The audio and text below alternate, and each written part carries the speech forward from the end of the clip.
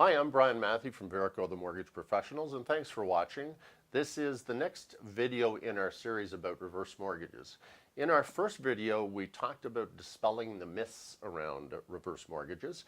And in this video, what we're going to be talking about is the facts, the real facts behind reverse mortgages. We'll be discussing how age impacts somebody when qualifying for a reverse mortgage. Joining me again will be Drew Brown from Home Equity Bank. And Drew, welcome. Thanks, Brian. Good to be back. You're on the hot seat again. I'm on the hot seat again. So we're going to be talking today, and one of the things that I've seen in the advertising on the CHIP program, and it's always emphasized, if you're age 55, and I know I've had inquiries from people coming into me at age 55, and they're saying, oh, you know, this reverse mortgage, and I think it's a solution for me. But 55 isn't really the sweet spot. It's something where maybe somebody may be able to consider it, and if they have their home paid off, they can get some equity.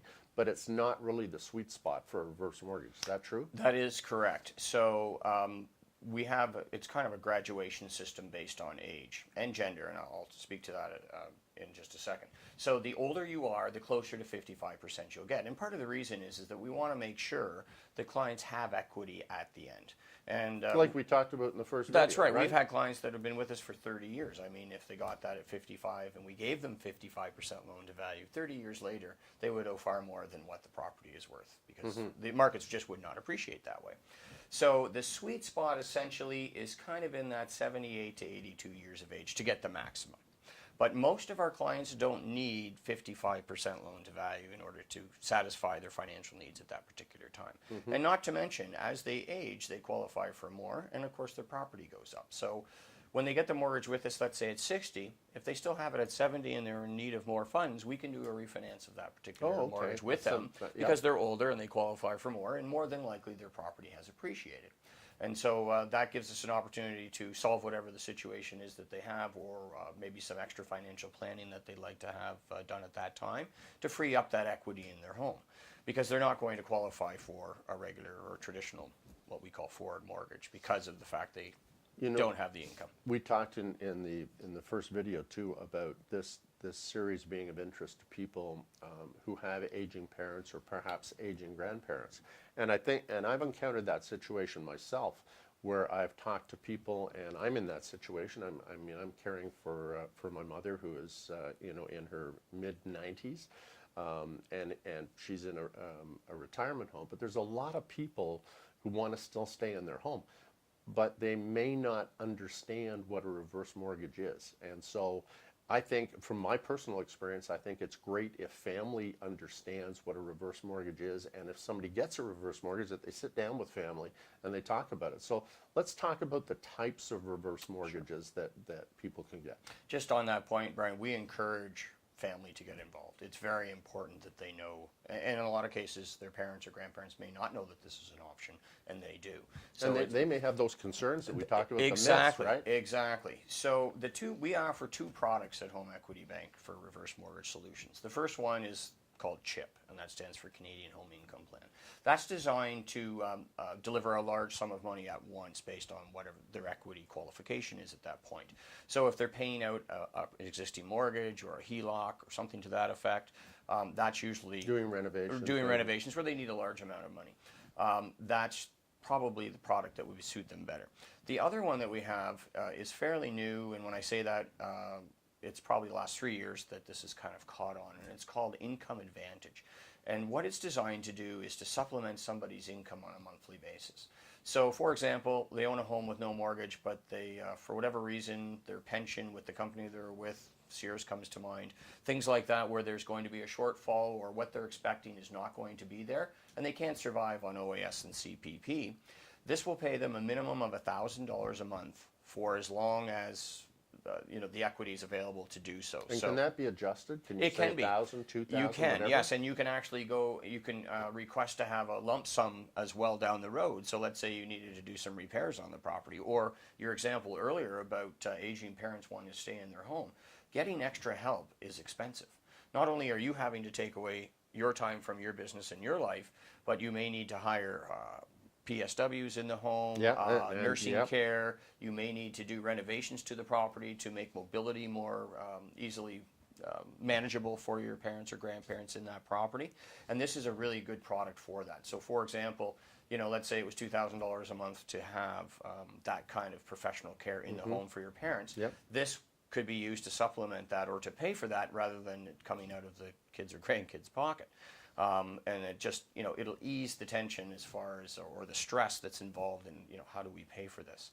And it keeps them in their home. And that's actually still much cheaper than having them go into an assisted living facility in a lot of cases. Well, not to mention the wait list that they might be on to get into it. I have personal experience with it. That's right. And again, the cost of going into a retirement style of environment, or even to a nursing home retirement is very significant. So I know there's a lot of choice by people who really want to stay in their home, but they maybe can't quite manage it, and that's probably an ideal solution. Yes, it is. It's actually quite popular for that solution. In the first video, and you hit the nail on the head and talked about this. In January 1st this year, mortgage approvals became much more difficult with government intervention. The new stress testing that they have, I mean, they're watching literally everything. They're watching credit, they're watching income. We're qualifying people now at 5.5%, not what they pay, but we have to qualify them at that. So it's limiting what people can get access to. Now, I think in the first video, you said something to the effect that none of this affects somebody that is looking at the reverse mortgage. So what are the primary factors that you're looking at? Well, we're looking at age, so minimum 55 years of age. Gender is important as well. As you know, or as statistics state, and they've just recently come out last fall, we are living longer as Canadians, but men don't live as long as women, and it's statistically proven. So we have to make My wife keeps telling me that, and I'm not going to lie. I understand that. I hear it all the time, but it's quite true. Yeah. It's quite true. And so just as an example, a man at 70 years of age with the same value of home as a woman who has another home, same value at the same age, will get just a bit less as a result because she's forecasted to live longer. So we want to make sure there's still equity there at the end. Yeah, that's right. And so we need the home to be a minimum of $100,000 as far as value is concerned, 55 years of age, and it has to be your primary residence. And you need to live in it 6 months of the year. Oh, okay. Is there any limitation anywhere in Canada that you cannot lend? In Ontario, we do not lend on leased land. Yep. Or do life leases. We do agricultural properties up to 160 acres. So a retired farmer, let's say. That's a huge benefit. Oh, it is? In the lending market, it is very difficult to find somebody who will do an ag-style property. Most of them say, look, give us the main building and 10 acres, that's it. Right, and we'll value it on that, but we allow them to keep up to 4 livestock on the property. Most of them don't want that at all. And depending on the area, and where we are here in Kingston, you drive 15 minutes outside of town. Yep. There are all kinds of these farms. Yep. And the way farming has changed as far as the legacy of the farm to the kids or to the grandkids, less and less of them are taking that over. So either those properties are being bought up by large factory farm type situations or companies, or they just retire on it until they're ready, to move on. And that's something I didn't know, because that's a huge advantage. Mm-hmm. Yeah, and we do condominiums, stacked or row. We actually will do a 6-plex that's owner occupied, so 5 units and the owner living in the other unit. That would be considered a commercial mortgage in the foreign mortgage world, with very high rates, or higher than what we have, and higher fees.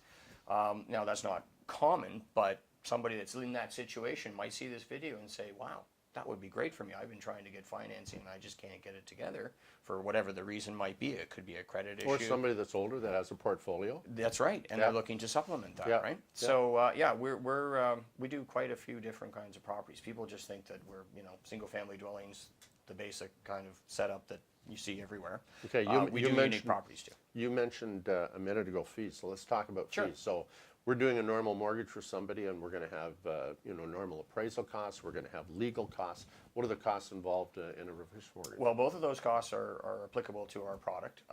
Now we have, depending on which product you choose, our CHIP mortgage is $1,795 is our administration cost, or our fee, and the income advantage is higher at $2,495, so $2,495. The reason being is that we are administering a planned advance every month for potentially several years, so the cost of administering that mortgage going forward is higher than the CHIP would be. Yeah. So there's why the difference is. And then, of course, appraisal fees, just like you would have for any appraisal, and then independent legal advice at the other Now end. that's a big key, and I think again for anybody that's considering a reverse mortgage and understanding what independent legal advice is all about. So tell us why you do that. Well, we do that so that our clients understand from a third party and not just from ourselves or let's say from yourself, that they are understanding and have an explanation by a professional in the legal industry that can explain to them what it is that they're signing and go over the disclosure statement with them so that they know that yes, this is, I've been told this by yourself or by us, and they go over it with someone else, and that will confirm that yes, they're comfortable making this decision,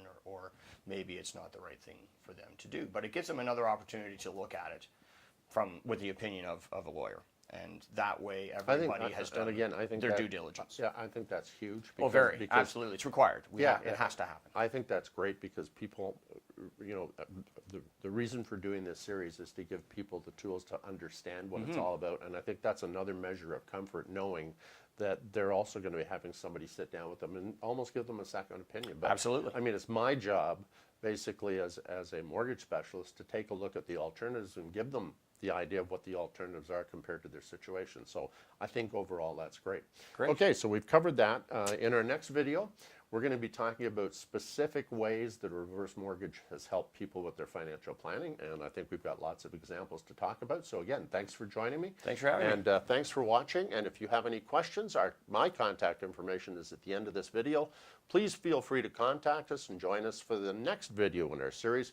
Well, we'll be talking about specific situations where a reverse mortgage has been a valuable financial planning tool for Canadians. Thanks for watching.